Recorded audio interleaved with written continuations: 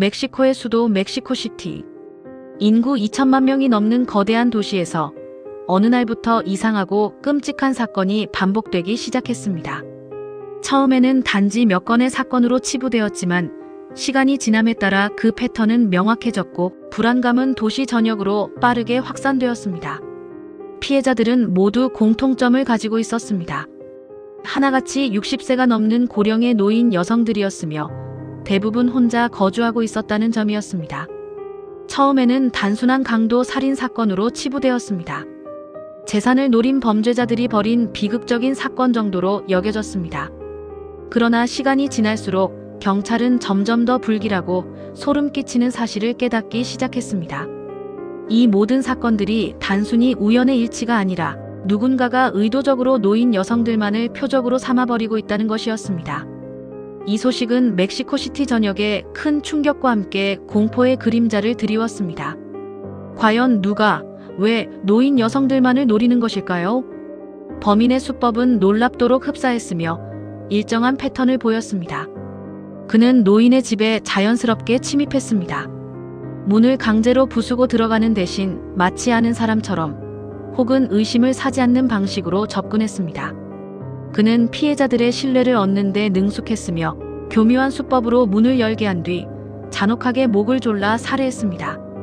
그리고 범행 후에는 현금이나 귀금속 등 값나가는 물건들을 훔쳐 유유히 사라졌습니다. 범행 현장에는 큰 몸싸움의 흔적이 거의 남아있지 않았습니다. 마치 피해자들이 범인을 전혀 경계하지 않았던 것처럼 보였습니다. 이 점은 수사관들의 집중적인 주목을 받았습니다. 범인은 단순한 강도가 아니었습니다. 피해자들의 신뢰를 얻는 방법을 정확히 알고 있는 지능적이고 교활한 인물임이 분명했습니다. 이는 사건의 미스터리를 더욱 증폭시켰습니다. 수사가 진행되면서 경찰은 범인의 특징을 추정하기 시작했습니다. 피해자들을 제압하고 살해할 수 있을 만큼 상당한 힘을 가지고 있었으며 범행 후에도 침착하게 현장을 빠져나갔다는 점 때문에 많은 수사관들은 범인을 강한 체격의 남성일 것이라고 확신했습니다. 사회적으로 강한 남성의 이미지가 범인의 전형적인 모습일 것이라는 선입견이 작용한 것이었습니다. 멕시코시티 검찰은 언론을 통해 지능적이고 신중한 범인이라고 설명하며 이 연쇄살인범을 추적하고 있다고 밝혔습니다. 이는 시민들의 불안감을 잠재우고 동시에 수사기관의 강력한 의지를 보여주려는 노력이었습니다. 언론은 곧 이 미스터리한 연쇄살인범에게 이름을 붙였습니다. 그 이름은 바로 라 마타비에히타스, 스페인어로 노부인 살인마라는 뜻이었습니다. 이 섬뜩한 이름은 순식간에 멕시코시티 전역으로 퍼져나갔고 특히 노인 여성들을 중심으로 엄청난 공포와 불안감을 불러일으켰습니다. 밤거리는 더욱 한산해졌고 혼자 사는 노인들은 작은 인기척에도 가슴을 졸여야 했습니다. 하지만 수사는 생각처럼 쉽게 진척되지 않았습니다. 매일같이 새로운 피해자가 보고되었고 시민들의 불안감은 통제 불능 상태로 치닫았습니다. 경찰은 범인의 모습을 목격했다는 사람들을 대상으로 광범위한 조사를 벌였지만 증언들은 혼란스러웠습니다. 어떤 목격자는 덩치가 크고 건장한 남성 같은 사람을 봤다고 진술했습니다. 그러나 또 다른 목격자는 오히려 여성처럼 보이기도 했다고 말했습니다. 서로 다른 증언들 때문에 수사는 더욱 혼란스러워졌고 범인의 윤곽은 더욱 흐려지는 듯 했습니다. 수사당국은 방향을 잡지 못하고 갈팡질팡했습니다. 당시 경찰은 극단적인 선택까지 감행했습니다. 심지어 트랜스젠더 매춘부들을 대대적으로 단속하며 범인을 찾으려 했습니다. 이례적이고 논란이 많은 수사 방식이었으나 이는 아무런 성과도 내지 못했습니다. 오히려 언론과 시민들의 거센 비판과 비난을 받았습니다. 무고한 사람들에게 피해를 주고 수사의 본질에서 벗어났다는 지적이 빗발쳤습니다. 인권 침해 논란까지 불거졌습니다. 그 사이에서도 무고한 노인 여성들은 계속해서 살해되었습니다. 경찰이 이 사건을 단순히 언론의 과장이라고 주장하며 대수롭지 않게 여기던 시기에도 실제로는 또 다른 무고한 피해자가 계속해서 발견되고 있었습니다. 무능력한 수사에 대한 비난의 목소리는 점점 더 거세게 타올랐고 경찰은 신뢰를 잃어갔습니다. 사건이 장기화되면서 사람들은 점점 더 깊은 공포에 빠져들었습니다. 멕시코시티의 많은 노인 여성들이 작은 인기척에도 문을 두드리는 사람을 두려워하기 시작했습니다. 외부인의 접근 자체를 극도로 경계하고 밤에는 잠 못 이루는 날들이 늘어났습니다. 특히 범인이 정부 복지 담당 공무원을 가장해 집에 들어갔다는 충격적인 의심이 제기되면서 공포는 더욱 커졌습니다. 복지 지원을 받기 위해 선의로 문을 열어준 노인들이 결국 범인의 표적이 되어 비극적인 최후를 맞았을지도 모른다는 이야기였습니다. 이는 사회적 신뢰를 송두리째 흔드는 충격적인 가설이었으며 이웃 간의 불신까지 조장하는 결과를 낳았습니다. 누가 선의를 가장한 살인마인지 알 수 없었기 때문입니다. 이 사건을 더욱 기묘하고 풀기 어려운 미스터리로 만든 것은 몇 가지 이상한 공통점이었습니다. 여러 피해자의 집에서 같은 그림의 판화가 발견되었습니다. 그것은 프랑스 화가 장 바티스트 그레즈의 작품인 붉은 조끼를 입은 소년이라는 그림이었습니다. 이 그림이 범인의 심리와 어떤 관련이 있는지, 혹은 단순히 범인이 좋아하는 그림이라서 남긴 것인지, 아니면 의도적으로 수사를 교란시키기 위한 장치였는지조차 명확하게 밝혀지지 않았습니다. 예술작품이 연쇄살인 사건과 연결되었다는 사실은 사건을 더욱 미스터리하고 기이하게 만들었습니다. 수사관들은 이 그림의 의미와 범인의 심리 상태를 연결지으려 애썼지만 뚜렷한 실마리는 잡히지 않았습니다. 이 기묘한 요소는 사건의 난이도를 한층 더 높였습니다. 그러던 2006년 1월 25일, 마침내 사건의 흐름을 완전히 바꿔놓는 결정적인 일이 벌어집니다. 멕시코시티 베누스티아노 카란사 지역의 한 아파트에서 82세 여성 아나 마리아 데 로스 레이스 알파로가 살해된 채 발견되었습니다. 그녀는 청진기로 목이 졸려 숨진 상태였습니다. 그런데 그 집을 빠져나오던 한 사람이 이웃들에게 목격됩니다. 평소와 다른 수상한 인물에게 의심을 품은 주민들은 곧바로 그를 붙잡았고 신고를 받고 출동한 경찰이 도착하면서 결국 용의자는 범행 현장에서 체포됩니다. 오랫동안 풀리지 않던 미궁에 빠졌던 사건이 마침내 해결의 실마리를 찾는 듯 했습니다.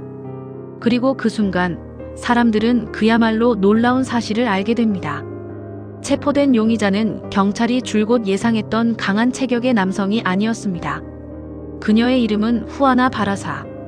당시 48세의 여성이었습니다. 더욱 충격적인 것은 그녀가 다름 아닌 프로레슬러 출신이라는 사실이었습니다. 멕시코의 전통 프로레슬링인 루차 리브레에서 그녀는 라다마 델 실렌시오, 즉 침묵의 여인이라는 닉네임으로 활동했던 인물이었습니다. 그녀의 강한 체격과 다소 남성적인 외모 때문에 일부 목격자들이 그녀를 남성으로 혼동했던 것으로 보였습니다. 체포 당시 그녀의 가방에서는 청진기, 연금 신청서, 그리고 사회복지사 명함이 발견되었습니다. 이는 경찰이 추측했던 바로 그 방식, 즉 복지 담당자를 가장해 노인들의 집에 들어가 범행을 저지르는 방법이 실제로 사용되고 있었음을 명확히 보여주는 결정적인 증거였습니다. 모든 의문이 한순간에 풀리는 듯한 기분이었지만 동시에 또 다른 충격을 안겨주었습니다. 지문조사 결과는 더욱 충격적이었습니다. 경찰은 최소 10건 이상의 살인 사건 현장에서 그녀의 지문이 발견되었다고 밝혔습니다. 이는 그녀가 단순히 우발적인 범죄자가 아니라 오랜 기간 동안 계획적으로 그리고 반복적으로 잔혹한 범행을 저질렀음을 명확하게 시사했습니다. 수사관들은 그녀가 40건 가까운 살인 사건에 연루되었을 가능성도 있다고 공식적으로 발표했습니다. 하지만 바라사는 대부분의 살인을 극구 부인했습니다. 그녀는 자신이 저지른 일부 사건만 인정하며 다른 사건들은 자신과 전혀 무관하다고 주장했습니다. 그녀의 범행 동기는 더욱 어둡고 복잡하며 인간의 이해를 뛰어넘는 것이었습니다. 바라사는 어린 시절부터 끔찍하고 비참한 환경에서 자랐습니다. 알코올 중독이었던 어머니는 어린 그녀를 단돈 맥주 3병과 맞바꿔 한 남자에게 팔아넘겼고 그 남자는 어린 바라사를 반복적으로 성폭행했습니다. 이 충격적이고 끔찍한 유년 시절의 트라우마는 그녀의 심리에 깊은 상처를 남겼고 결국 돌이킬 수 없는 비극적인 결과로 이어졌습니다. 바라사는 경찰 조사 과정에서 노인 여성들을 자신의 학대했던 어머니와 겹쳐보았다고 진술했습니다. 그리고 그들을 살해하는 것이 사회를 돕는 일이라고 생각했다는 상식적으로는 이해할 수 없는 충격적인 진술도 남겼습니다. 이는 그녀의 범행이 단순한 금품 강도를 넘어선 깊고 뒤틀린 심리적 동기를 가지고 있었음을 보여주었습니다. 유년 시절의 끔찍한 트라우마와 뒤틀린 정의감이 결합되어 결국 사회 전체를 공포로 몰아넣은 끔찍한 연쇄살인으로 이어졌다는 분석이 나왔습니다. 멕시코 사회 전체를 경악하게 만들고 깊은 절망감에 빠뜨린 고백이었습니다. 과연 한 인간이 얼마나 깊은 고통 속에서 이런 괴물이 될 수 있었는지 많은 이들이 충격에 빠졌습니다. 2008년 마침내 그녀의 재판이 시작되었습니다. 검찰은 그녀가 최대 40명의 노인 여성 살해에 책임이 있을 수 있다고 주장하며 철저한 진실 규명과 합당한 처벌을 요구했습니다. 그러나 긴 법정 공방 끝에 법정에서 유죄로 인정된 것은 16건의 살인과 여러 건의 강도 혐의였습니다. 모든 혐의가 입증되지는 않았지만 16건의 살인 혐의만으로도 그녀의 잔혹성과 사회적 해악은 충분히 드러났습니다. 결국 2008년 3월 31일 법원은 그녀에게 총 759년형이라는 전례 없는 형량을 선고했습니다. 이는 멕시코 역사에서도 매우 이례적인 가히 기록적인 형량이었습니다.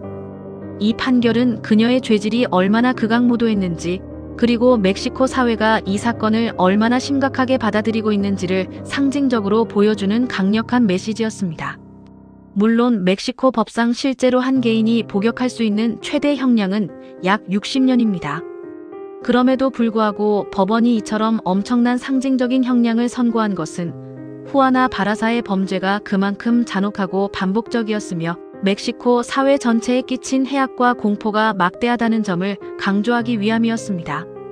이는 사회 정의를 실현하고자 하는 법원의 강력한 의지를 나타냈습니다. 하지만 이 사건에는 여전히 해소되지 않은 깊은 의문들이 남아 있습니다. 경찰은 바라사의 지문이 명확히 발견된 사건 외에도 수십 건의 유사한 미해결 사건이 존재한다고 밝혔습니다. 하지만 그녀가 체포된 이후 이 미해결 사건들에 대한 수사는 사실상 흐지부지 종료되었습니다. 이는 많은 사람들에게 의구심을 남겼고 진정한 의미의 정의가 구현되지 않았다는 비판을 불러왔습니다. 일부 사람들은 후아나 바라사가 단독 범인이 아닐 가능성을 강력하게 제기하기도 합니다. 어쩌면 그녀와 공범이 있었거나 혹은 그녀가 체포된 후에도 다른 범인이 계속해서 활동했을 수도 있다는 추측이 난무했습니다. 진실은 무엇일까요? 멕시코를 오랜 시간 동안 공포에 떨게 했던 노부인 살인마 사건. 잔혹한 범인은 체포되어 엄중한 처벌을 받았지만 과연 이 모든 미스터리가 해결되고 모든 진실이 밝혀진 것인지에 대해서는 여전히 뜨거운 논쟁이 이어지고 있습니다. 수많은 미해결 사건들은 과연 누구의 소행이었을까요? 사라진 퍼즐 조각들은 어디로 갔을까요? 이 사건은 멕시코 사회에 깊은 상흔을 남겼고 아직도 많은 사람들의 기억 속에 풀리지 않는 미스터리로 남아 있습니다. 노부인 살인마의 그림자는 완전히 걷히지 않았으며 그 공포는 여전히 사람들의 마음속에 존재하고 있습니다.